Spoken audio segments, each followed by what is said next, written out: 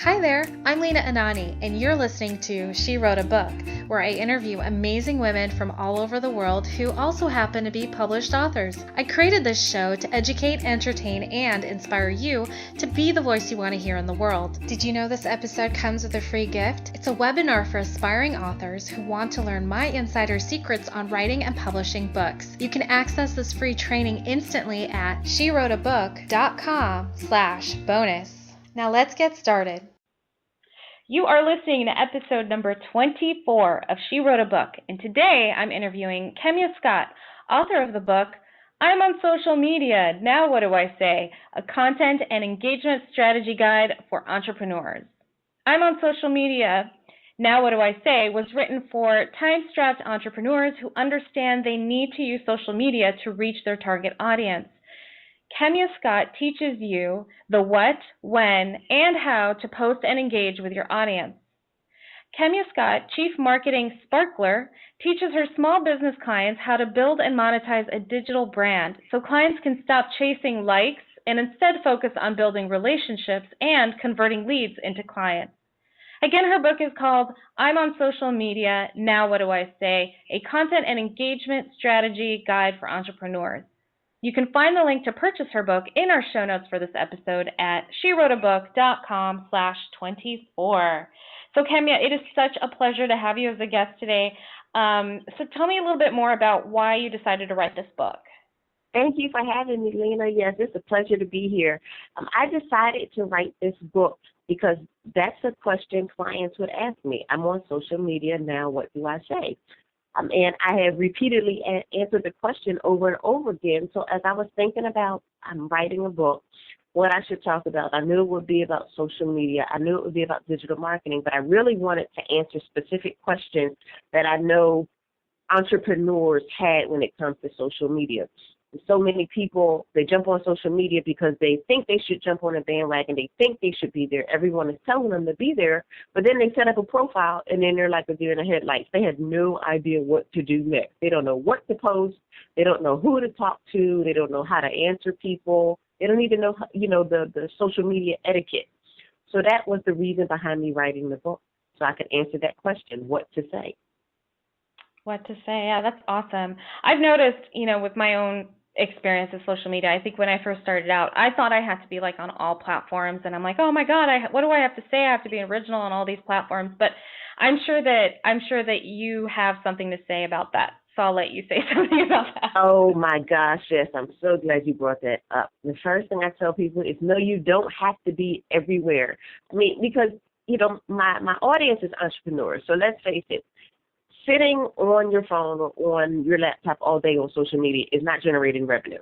It's just that simple. So in order to actually run a business, you can't possibly be on social media all day. And quite frankly, there are too many social media platforms for you to be on and effectively run your enterprise. So I tell people you don't have to be on all the platforms. Pick 2 or 3 you can master and rock them. Don't worry about the rest, because you'd rather master something than be a jack of all trades and master of none. And that's what I find so many entrepreneurs are doing. They're spreading themselves too thin when at the end of the day, none of their efforts are proving fruitful because they're not really mastering and honing a particular platform. So definitely don't feel like you need to be everywhere. Just pick, again, 2 or 3 that you can really master and rock those. That's totally fine.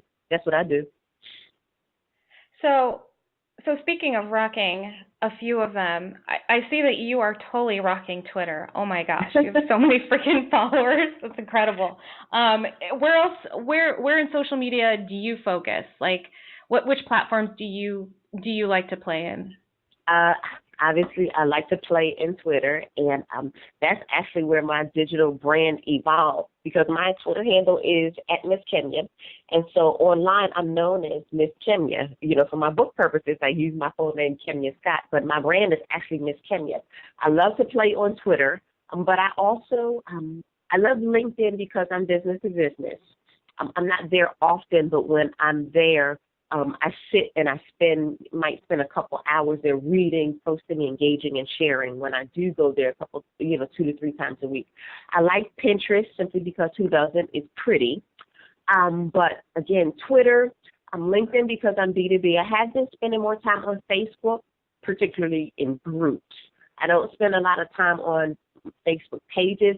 I like the community involved in groups that aren't spammy and salesy, just learning and engaging, answering questions and asking questions. I like the community vibe of it because I don't want to just talk at people. I want to talk with people back and forth. And on my page, that's not really where I do that. I do a lot of my Facebook activity in groups. But again, I'm Twitter, I'm LinkedIn, I'm Facebook groups, and then I do some things on Pinterest just to get a feel for things. I get a lot of tips and ideas from Pinterest. But everything else, for me right now is negligible. I've figured out what works for me. I've figured out what I can commit to on a regular basis. I have accounts all over the place, but that doesn't mean I use them. I just have accounts to save my brand name. But otherwise, I really don't play in the other circles. I just don't have time for it. And I know you have to make time. I don't have time to be on 7 and 8 different platforms every day. And my thing is, if you're going to use a platform, you have to be there. You can't just set up a profile and check it once a week. No social media works like that. And so if I know I'm not going to jump on Instagram every day, then why am I just going to try to haphazardly build up a following there? It doesn't work like that.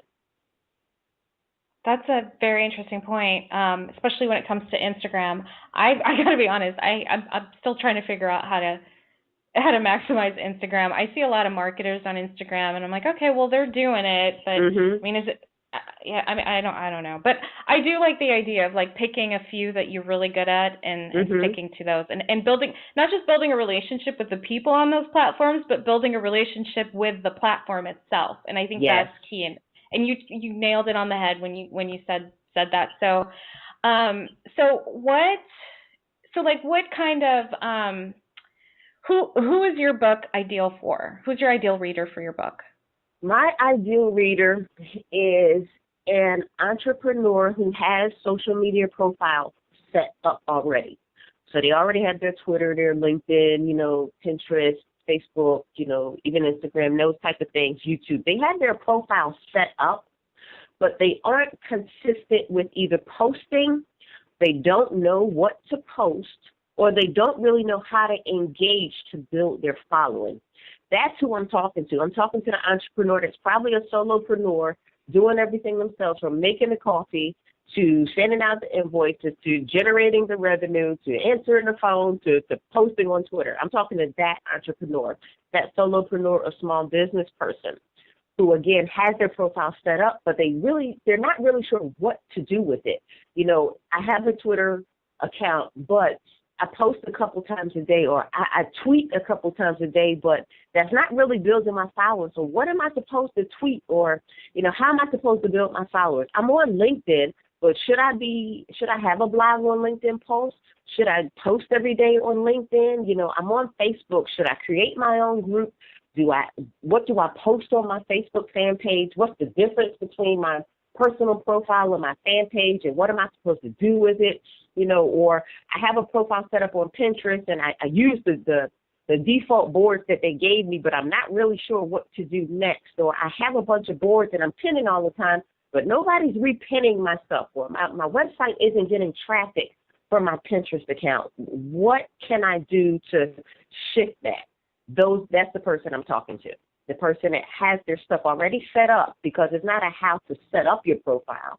It's I got my profile set up. I'm kind of using it, but I'm not really sure how to engage with the people or how to consistently build my following.